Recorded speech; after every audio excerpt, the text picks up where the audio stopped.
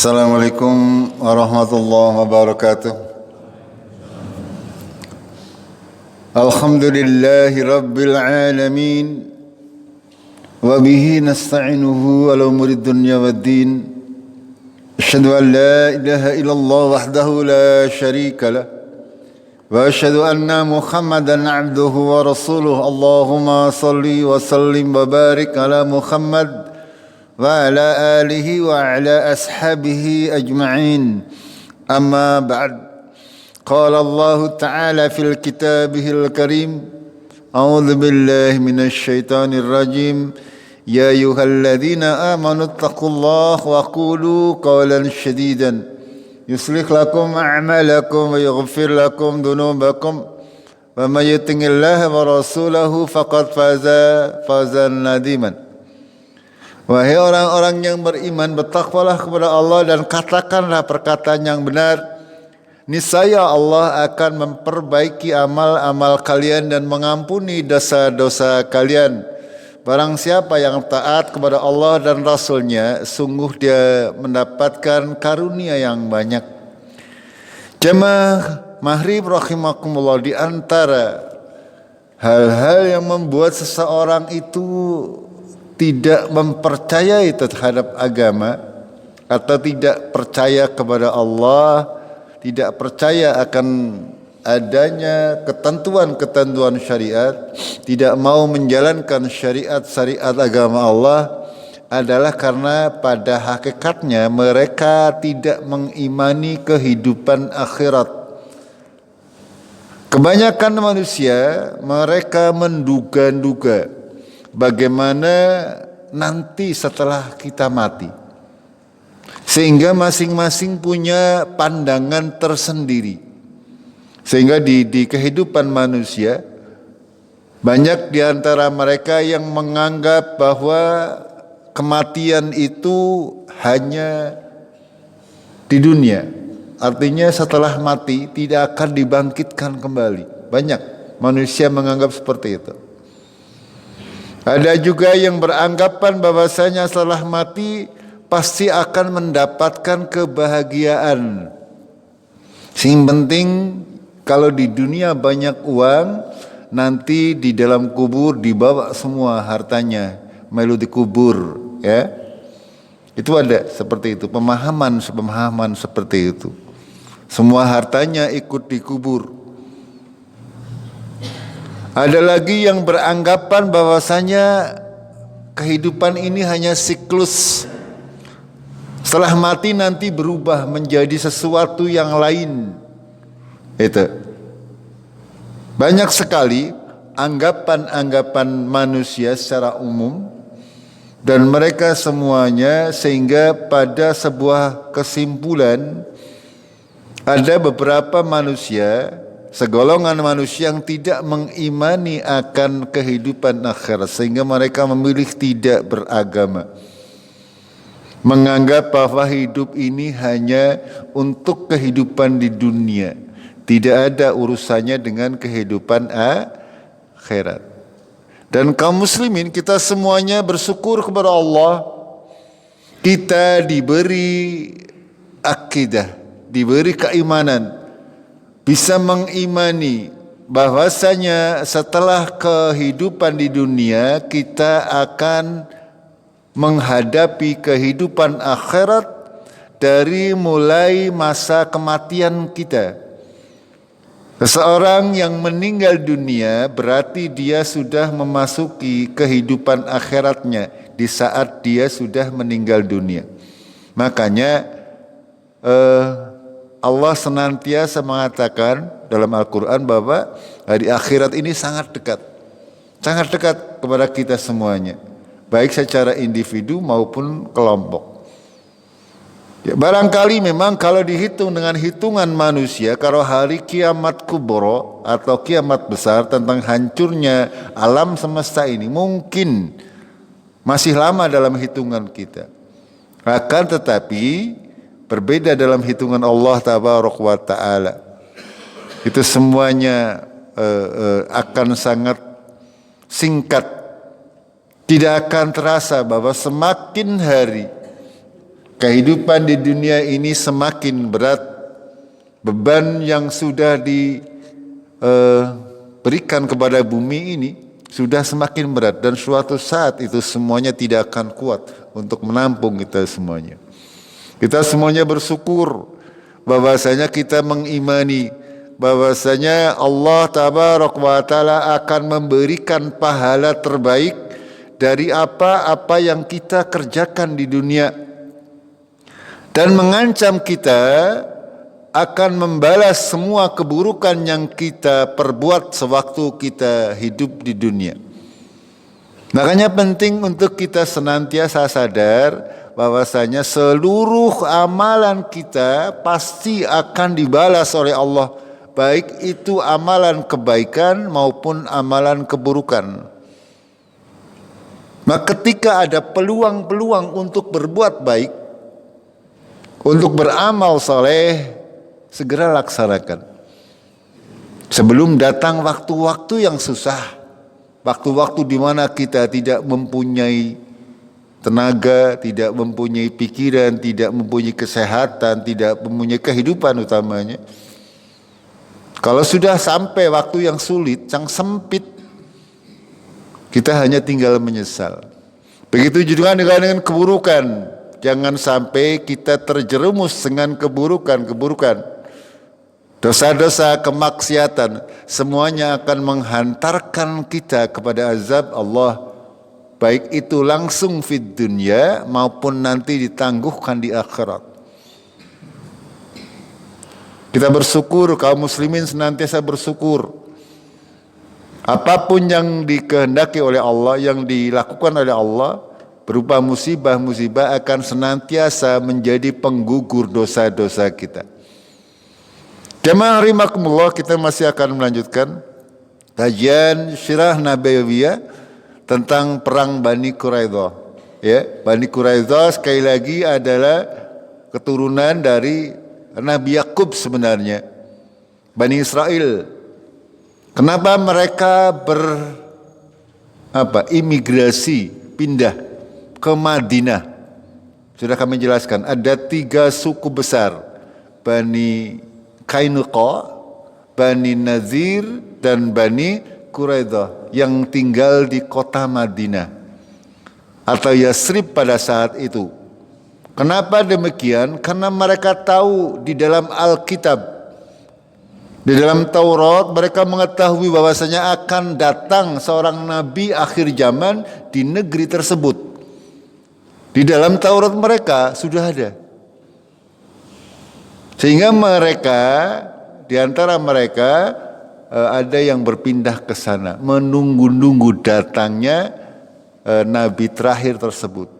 Mereka mengharapkan bahwa nabi terakhir yang datang adalah dari Bani Israel, dari keturunan Nabi Yakub, ya, dari Ishak, kata. Akan tetapi ternyata Allah berkehendak lain. Yang keturunannya Nabi Yakub, ya, bukan Nabi Yakub, tapi kan dari Nabi Ismail. Ya, Nabi Ismail. Lalu menurunkan Nabi Muhammad sallallahu alaihi wasallam. Itu. Sehingga Bani Israel ini senantiasa menaruh kebencian, dendam kesumat kepada kaum muslimin sampai akhir zaman. Ini, ya, sampai akhir zaman. Pada kajian terakhir sedikit kami ulang kembali bahwasanya Bani Quraidah itu mempunyai benteng yang berada di depan atau di gerbang kota Madinah. Akan tapi ketika terjadi peperangan Ahzab, Bani Quraidah itu berkhianat kepada Rasulullah sallallahu alaihi wasallam. Mereka membantu kelompok pasukan Ahzab untuk memusuhi Rasulullah dari dalam kota Madinah. Bayangkan kalau berhasil. Rasulullah sudah capek-capek membuat parit, akan tapi ternyata ada musuh dalam selimut, yaitu Bani Quraidah. Ini sesuatu yang sangat-sangat besar mudaratnya. Seorang mata-mata, seorang yang memusuhi dari dalam itu sangat besar. Kalau yang dari depan kelihatan, ini betul.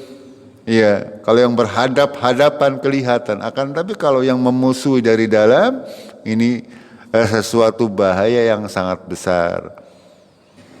Ya, akan tetapi qadarullah, Allah memberikan kekuatan kepada kaum muslimin untuk bertahan dari peperangan Ahzab, dan Allah menolong dengan bala tentara yang tidak dilihat oleh manusia.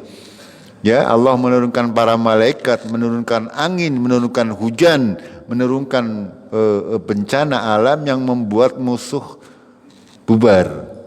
Ya, tidak berhasil menguasai Madinah.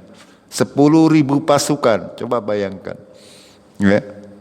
Ketika berhasil menguasai kota Madinah, maka habis semuanya.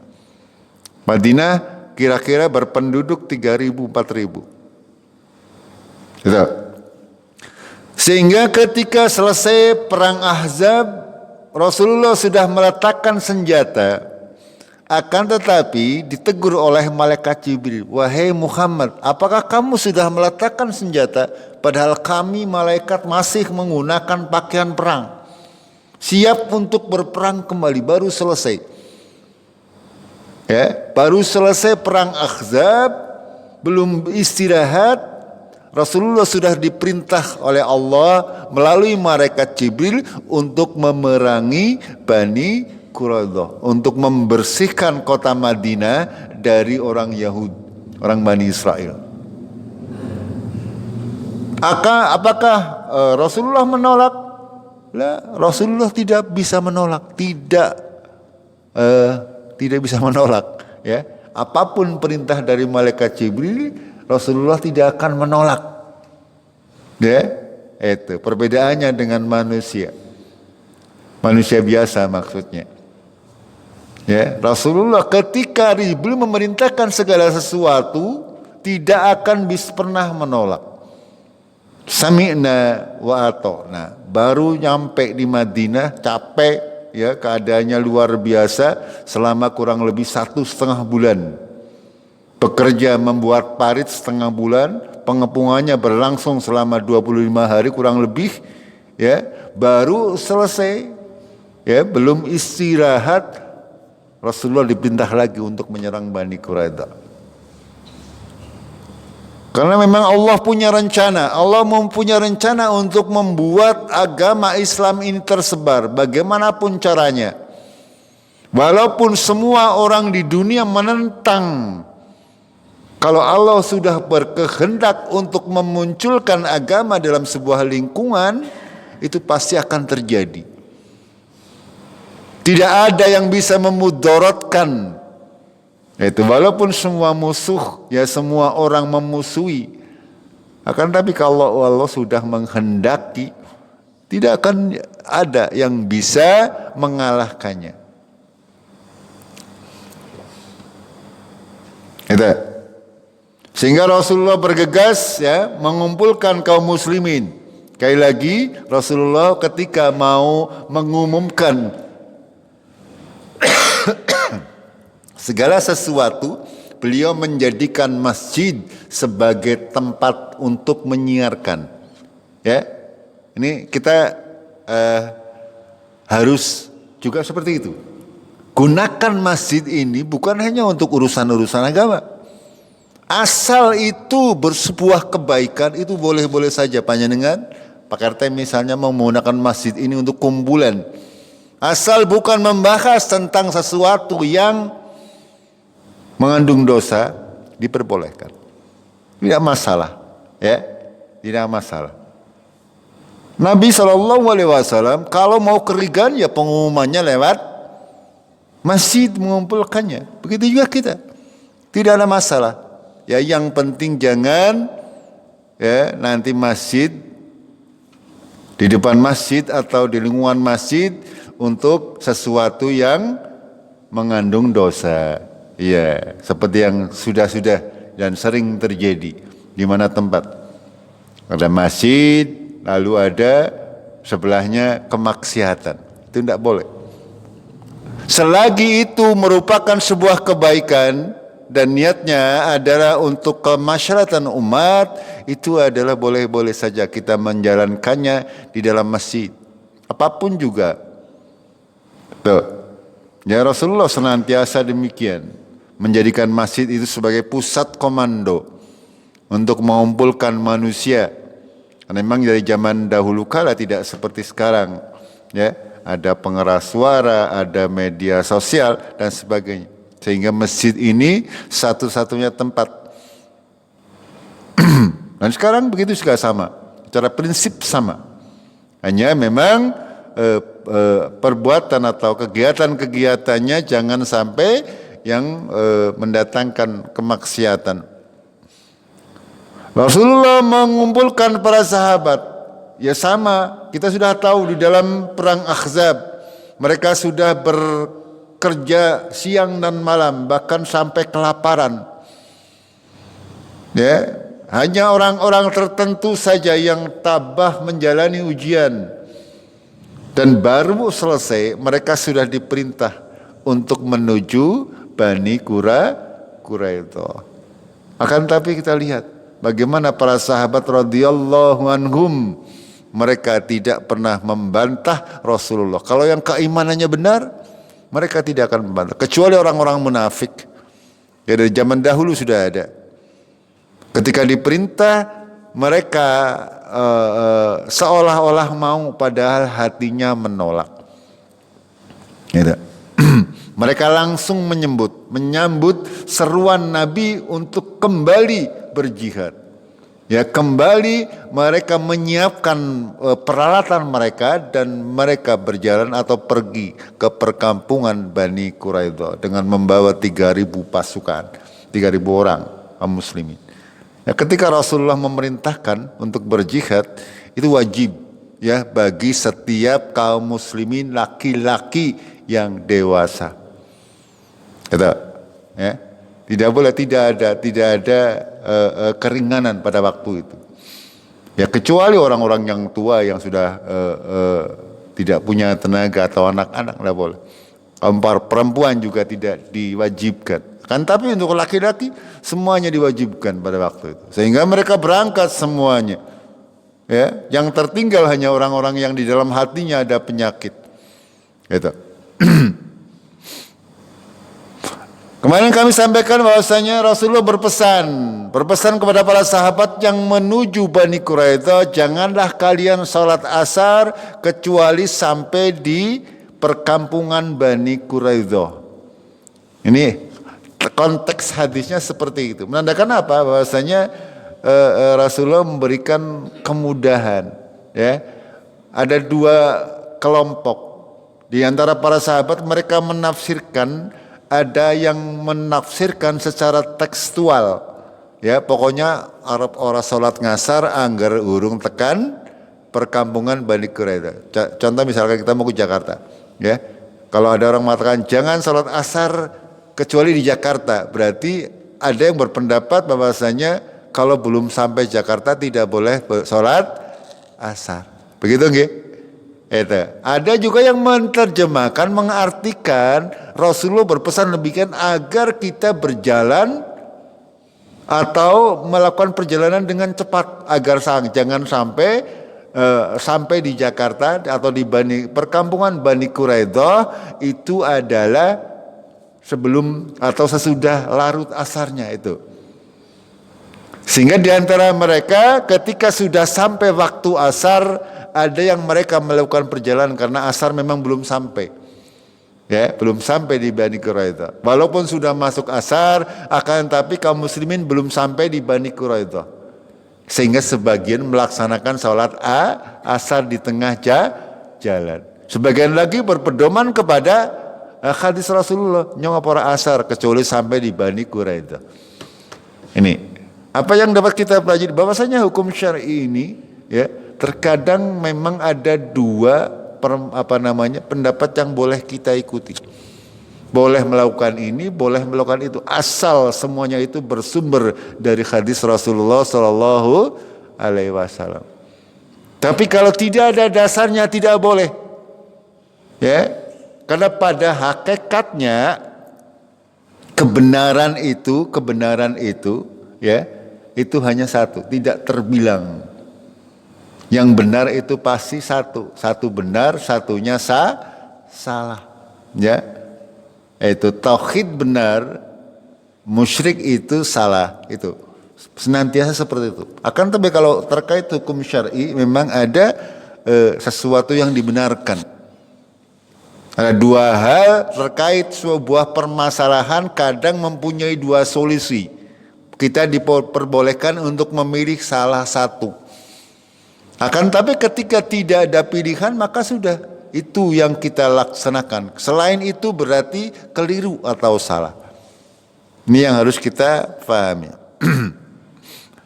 Sekali lagi hal-hal seperti ini timbul membuat kadang kita perpecah belah.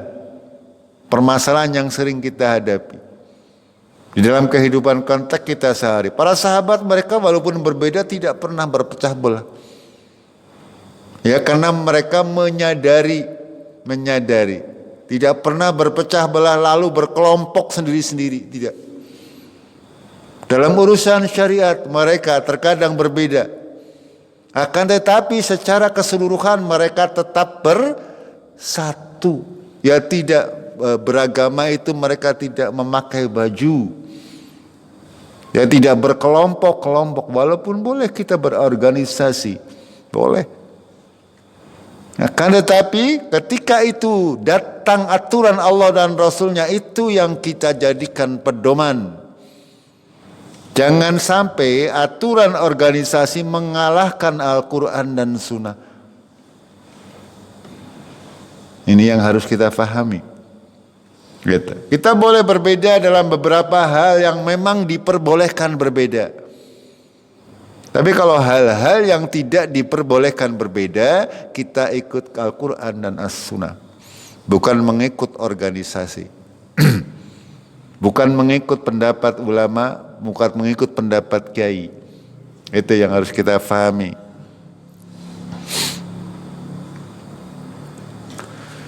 Jamaah rahimakumullah, di antara perbedaan-perbedaan tersebut rata-rata adalah karena kurangnya ilmu. Ya. Padahal Allah sudah menyebutkan dalam Al-Qur'an, A'udzu billahi minasyaitonir rajim, fa in tanaza'tum fi syai'in farudduhu ila Allahi war Rasul in kuntum tu'minuna billah wal yaumil akhir dzalika khairun wa ahsanu ta'wilan. Ya. Jika kalian berselisih dalam sebuah perkara, fa in tanaza'tum fi syai', ya, dalam segala macam perkara, farudduhu ilallah war Rasul, maka kembalikan permasalahannya kepada Allah. Artinya kepada Al-Quran. War Rasul artinya kepada apa? Al-Hadis. Dalam segala macam permasalahan dalam kehidupan di dunia, baik masalah ibadah, baik masalah muamalah, baik masalah perdagangan, baik masalah keluarga, baik masalah pernikahan, perceraian, ya, bagi waris dan sebagainya. Itu semuanya kita kembalikan kepada Allah, hukum Allah dan Rasulnya. Itu. Ketika Allah dan Rasulnya sudah menetapkan suatu perkara, maka tidak pantas bagi kita untuk mencari solusi yang lain. Tidak pantas. Kita tidak punya hak dalam urusan agama. Tugas kita sami'na wa ata'na. Ya, makanya Allah melakukan dengan kalimat in kuntum tu'minuna billahi wal yaumil akhir. Sekali lagi, jika kamu percaya kepada Allah dan hari akhir, maka kembalikan kepada Al-Quran dan Sunnah. Kalau kita tidak mau membalikan kepada Al-Quran dan As-Sunnah, berarti pada hakikatnya keimanan kita kepada hari akhir belum benar. Agama ini milik Allah dan Rasulnya. Tidak boleh kita mengklaim diri kita paling benar. Kalau kita bersesuaian dengan Al-Quran dan Sunnah itu benar, pasti benar. Kalau bertentangan dengan Quran dan Sunnah, walaupun jumlahnya banyak, ya sekali lagi, paham gak? Walaupun yang banyak, kalau itu bertentangan dengan Quran dan hadis yang sahih, itu pasti salah. Walaupun akeh, walaupun mungkin ribuan orang menjalankannya. Kalaupun salah tetap salah.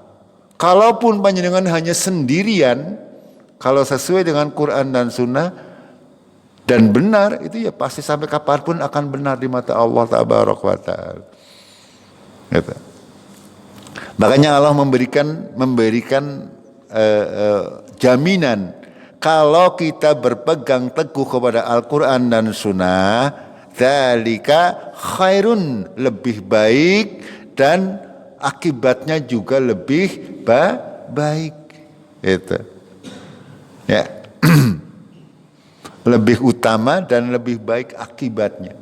Khairun, lebih baik, dan akibatnya juga pasti lebih baik. Pasti. Kalau kita mengedepankan pendapat, pasti akan senantiasa, walaupun kelihatannya baik, akan membuat orang terpecah belah. Ketahuannya bagus, ya, ketahuannya bagus. Akan tapi kalau tidak sesuai Al-Quran dan Sunnah, pasti hasilnya akan buruk. Ini yang harus kita pahami. Kalau sesuai Quran dan Sunnah, pasti akan lebih baik. Hasilnya, akibatnya juga baik. Tapi kalau bertentangan dengan Quran dan Sunnah dalam segala macam permasalahan, ya contoh dalam masalah harta, pembagian waris, ya kita merasa lebih pintar daripada Al-Quran dan Sunnah, sehingga harta semuanya dibagi rata, lanang wadon, tidak ada perbedaan. Ya, kita seolah-olah lebih adil daripada Gusti Allah. Apakah itu lebih baik? Tidak. Sekali lagi, tidak akan lebih baik, karena Allah yang memberikan kemudahan, memberikan kebarokahan. Ketika tidak menggunakan hukum Allah, keberkahannya akan hilang. Ini sehingga dalam prosesnya nanti mungkin akan berakibat buruk bagi kehidupan kita. Tapi kalau kita mengikuti hukum Allah, insya Allah itu barokah. Ini contoh yang mudah untuk kita terjemahkan. Belum lagi dalam permasalahan-permasalahan yang lain dan urusan-urusan yang sifatnya nasional, ya, menyangkut kehidupan orang banyak. Ini sekali lagi, ketika kita berpegang kepada Al-Quran dan Sunnah, pasti dzalika khairun wa ahsanu ta'wilan, lebih baik dan akibatnya juga lebih baik. Itu. Riba misalnya, ketone apik. Dia menolong ngutangi wong. Ngutangi wong kan nolong nggih. Ngutangi tapi nang burine ngarep nyaur umahe melayang. Ngene mboten disegel umahe. Ketone sih semending. Ya bunga banget ketone kecil nggih. Kelihatannya kecil, kelihatannya. Akan tapi ketika bermasalah, ya kita sudah mendapatkan. Nggih. Makanya kalau bertentangan dengan Allah dan Rasulnya, akibat dampak buruknya sangat besar. Itu.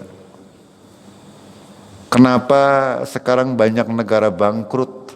Sing sugih negara semakin sugih, sing melarat kayak Indonesia, utangnya semakin. Kayak pemaning sekarang, panjenengan tahu ini makan siang gratis sehari berapa? Itu sehari 1 triliun uang dibagikan cuma-cuma. Menurut panjenengan efektif no mboten? Ini ya, itu kira-kira duitnya sekang tinggi. Utang apa nyetak dewek? Ini.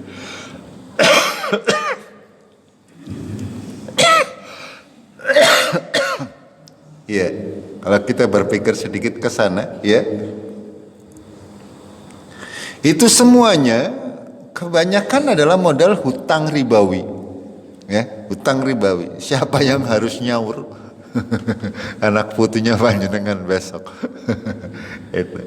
Ya, kita tidak akan panjang lebar. Sekilas saja ini sebagai gambaran bahwasanya ketika kita menggunakan bukan Al-Quran dan Sunnah, sistem perekonomian apapun juga, hasilnya itu tidak seperti ketika kita mengikuti Allah dan Rasulnya. Karena ini Allah menjamin, zalika khairun wa ahsanu ta'wilan. Lebih baik dan akibatnya juga lebih baik. Segala macam persoalan. Ya, kaum muslimin misalnya dalam kehidupan pernikahan, agama Islam membolehkan seorang laki-laki menikah lebih dari satu, yang penting memenuhi syarat. Ini pasti lebih baik daripada membatasi hanya satu. Ya, berapa perbandingan laki-laki dan perempuan yang ada di dunia. Ini Allah sudah tahu. Ya, ini contoh ya, ketika ada orang mempermasalahkan hukum Islam. Lalu misalnya ada hukum kisos, ya, pencuri wajib potong tangan ketika memenuhi. Ini pasti baik dan hasilnya lebih baik. Ya, pasti kalau dijalankan hasilnya lebih baik. Akan tapi kalau tidak dijalankan ya seperti ini, seperti yang sudah kita lakukan hari ini. Ya, orang membunuh hukumannya paling-paling di penjara. Di penjara kan ngumpan-panan nggih. Sing ngemani sinten? Negara dites kang di sekang jenengan. Gini mboten. Itu. Mencuri po ya kur di penjara 3 bulan timpani kok dibebaskan nyolong maning. Gini mboten. Itu walaupun kelihatannya buruk, misalnya wah kejam teman dipotong tangannya. Ya. Kita harus melihat pakai konteks dari perang Bani Quraidah, 700 orang mereka dihukum bunuh, dipancung lehernya semuanya. Ini hukum Allah. Ya, hukum Allah. Ketika kita jalankan Allah merintahkan seperti itu pasti hasilnya lebih baik. Itu. Jadi ngerti penjara misalnya ya. Bisa dimpan-panan gitu. 700 nanti orang-orang seperti ini, orang-orang yang punya hati yang khianat, dia akan senantiasa menimbulkan kemudorotan. Nih. Banyak sekali hikmah yang bisa kita pelajari. Kita lanjutkan. Ya. Masih daripada perbedaan menyikapi perintah Nabi untuk salat asar di Bani Quraidah. Ya, sama-sama artinya ketika kita beristihad, orang ulama yang beristihad. Ya, seorang yang beristihad, istihad itu mengambil kesimpulan dari sebuah dalil, ya. Tapi kalau bukan berdasarkan dalil, kok kita ambil kesimpulan itu bukan istihad namanya. Itu ngawur, ya. Itu ngawur. Tapi kalau beristihad itu artinya ada dalilnya. Cuman kita menafsirkannya sesuai dengan kaidah. Itu. Makanya Rasulullah bersabda, idza hakamal hakim fajtahada thumma asaba falahu ajran, fa idza hakama fajtahada thumma akhta'a ya falahu ajr. Ya, ajron itu 2 pahala, ajrun itu 1 pahala. Ketika beristihad benar, maka dia mendapatkan 2 pahala. Ketika istihadnya salah, itu mendapatkan 1 pahala. Itu. Ya, kalau memutuskan segala macam perkara sudah berhukum dengan hukum Allah, kok ternyata benar, maka dia mendapatkan 2 pahala. Dan ketika salah itu 1 pahala, ora dosa. Itu. Kan tapi semuanya harus berdasarkan ilmu. Bukan berdasarkan hawa nafsu. Nih. Terlanjutkan. Jamaah rahimakumullah, bahwasanya pengkhianatan itu adalah sesuatu dosa yang besar. Ya. Bani Quraidah sudah membuat perjanjian dengan Rasulullah untuk saling menjaga sebagai satu komunitas dalam sebuah negara Islam. Itu apapun agamanya sebenarnya dihimpun. Semuanya bersatu padu. Saling menghormati, lakum dinukum waliyadin. Ya, lakum dinukum waliyadin. Agama kamu silahkan, kamu beragama dengan agamamu, ya saya beragama dengan agama saya. Tapi jangan dicampur aduk, ya. Yang dinamakan toleransi, orang Islam menjaga ibadahnya orang non-Islam. Itu toleransi namanya betul. Bukan, itu namanya toleransi kebablasan. Tidak boleh. Ya tidak boleh. Kita menghormati, iya menghormati. Silahkan beribadah sesuai dengan keyakinannya masing-masing. Tetapi kita tidak boleh mendukung sebuah kesyirikan. Tidak boleh. Ya. Dalam sebuah komunitas kehidupan bermasyarakat boleh. Kita menghormati keyakinan-keyakinan yang berbeda. Akan tapi ketika itu bertentangan dengan Al-Quran dan Sunnah, kita tidak boleh mendukung. Contoh misalnya ada orang melakukan selamatan kematian. Misalnya itu semuanya bukan ajaran Al-Quran maupun Sunnah. Yang melakukan silakan saja. Itu urusan mereka. Kita tidak boleh mendukung, tidak boleh hadir, tidak boleh membantu, dananya tidak boleh. Haram hukumnya. Ketika dikasih makan, boleh nggak dimakan? Boleh dimakan. Nggak apa-apa. Kecuali kalau acara tersebut misalnya diperuntukkan untuk berhala, contoh sedekah bumi. Ya, orang menyembelih kambing dalam rangka untuk sedekah bumi. Ini haram hukumnya. Panjenengan nggak boleh makan dagingnya. Nggak boleh. Paham gak? Harus bisa membedakan. Kalau acara-acara misalnya yang bukan terkait dengan penyembelihan, itu boleh-boleh saja. Tapi jangan kita mendukungnya. Tidak boleh. Walaupun itu keluarga, walaupun itu kerabat, tidak boleh sama sekali. Kita tahu itu kebatilan, bukan ajaran agama Allah, bukan ajaran Rasulullah SAW. Ya, walaupun kita tidak boleh langsung mencela di depan umum, tidak boleh. Hanya dengan nanti akan dikepruk wong akeh. Gini betul. Kalau saya berani di hadapan jamaah, sing arep protes ya silakan. Protes ke rumah. Kalau saya mengatakan seperti ini kepada panjenengan, kalau pada orang yang menjalankan ya silakan jalankan. Ya. Paham gak?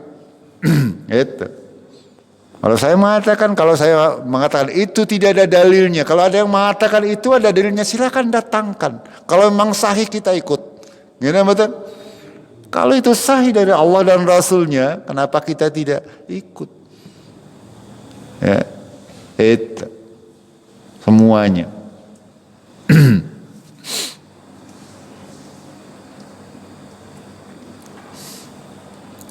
Ya ini yang 9, Abu Lubabah ini yang ditugaskan oleh Bani Quraidah untuk bermusyawarah.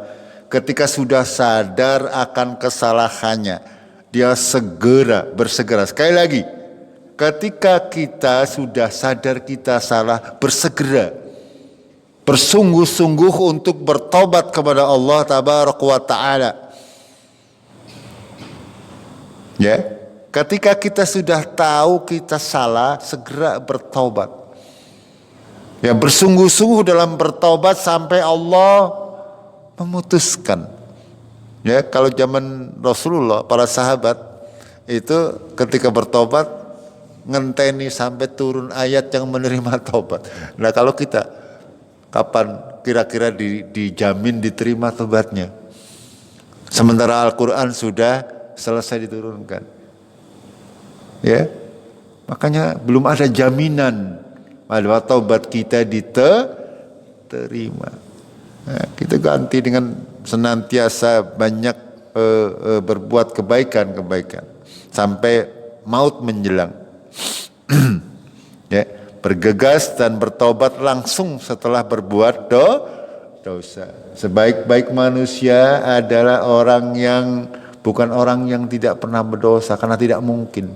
Ya, ketika kita berbuat dosa segera bertaubat, iringi keburukan dengan kebaikan. Berikutnya adalah pentingnya kita untuk menjauhi tempat-tempat maksiat. Sekali lagi, ya, Bani Quraidah kenapa mereka terjerumus?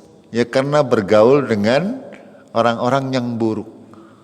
Ketika kita masuk ke dalam lingkungan yang buruk, pasti kita akan terpengaruh. Contohnya Abu Lubabah ini. Ya, tidak akan kembali ke perkampungan Bani Quraidah. Ketika kita sudah bertobat dari segala sesuatu yang membuat kita tersesat pada zaman dahulu, maka jangan merek-merek maning, ya. Anggar merek-merek maning, ya. Bagaimana kira-kira? Ya. Misalkan dulu kita suka berjudi, ya habis aja merek-merek maning, anggar merek-merek maning, ya. Gitu kepengen. Itu kita pernah minum khamar misalnya, ya bisa aja merek-merek maning. Itu ya seperti kisah yang pernah kami pernah ya, penebuan sering ya, tentang zaman dahulu Bani Israel. Ya, dikisahkan oleh Nabi, zaman dahulu ada seorang yang sudah membunuh 99 jiwa. Ya. Ada seorang preman yang sudah membunuh 99 orang. Dia datang kepada seorang ulamanya Bani Israel pada waktu itu. Ya heseh ya gampangnya kalau sekarang. Saya sudah membunuh 99 orang. Kira-kira ngernyong tobat toh hati tanpa apa ora? Ya, orang gampangannya nih saya kasih terjemahan bebasnya agar lebih mudah dipahami. Hadisnya panjang. Itu. Lalu Syekh tersebut mengatakan, wong kaya kota seorang gadang mungkin diterima tobatnya.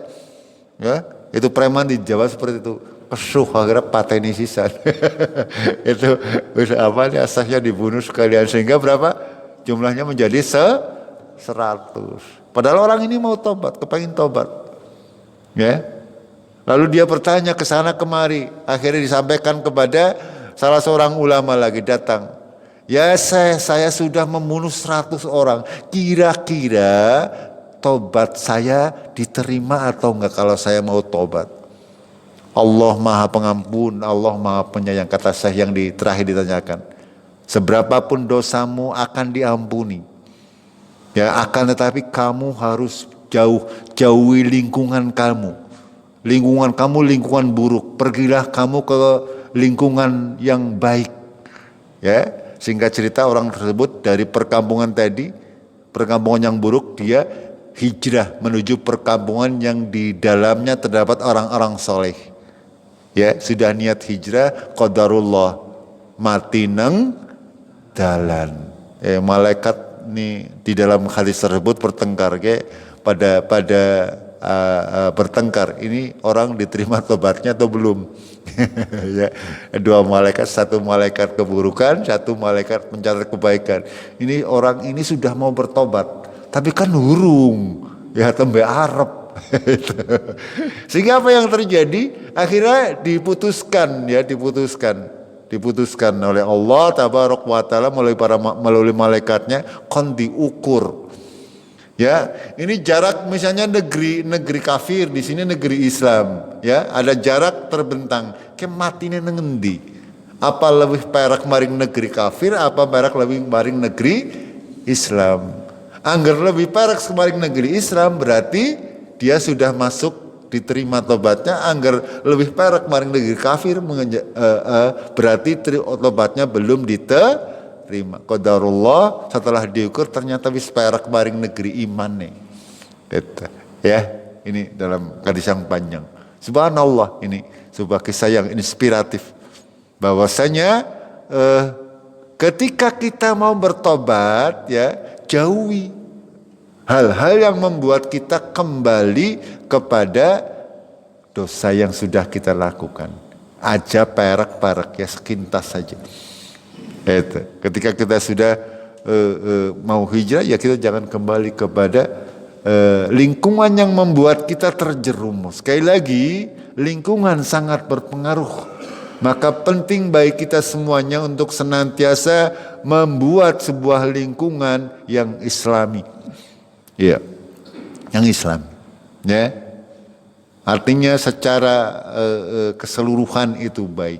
Ya, sekali lagi kami sering mengatakan sebuah lingkungan itu mudah sebenarnya untuk membuat lingkungan itu baik. Lihat sholat wajibnya, ya. Ketika sholat wajibnya kaum laki-lakinya, ya, rutin berjamaah di masjid, Insya Allah itu semuanya mencerminkan lingkungan itu baik. Insya Allah. Karena memang sholat itu sebagai patokan seorang muslim. Ya. Kalau walaupun ketika pengajian singman dan lucu-lucu akeh, tapi sholat 5 waktunya langka. Itu bukan cerminan kaum muslimin yang benar. Ya. Ini Muhammad. Itu seperti itu.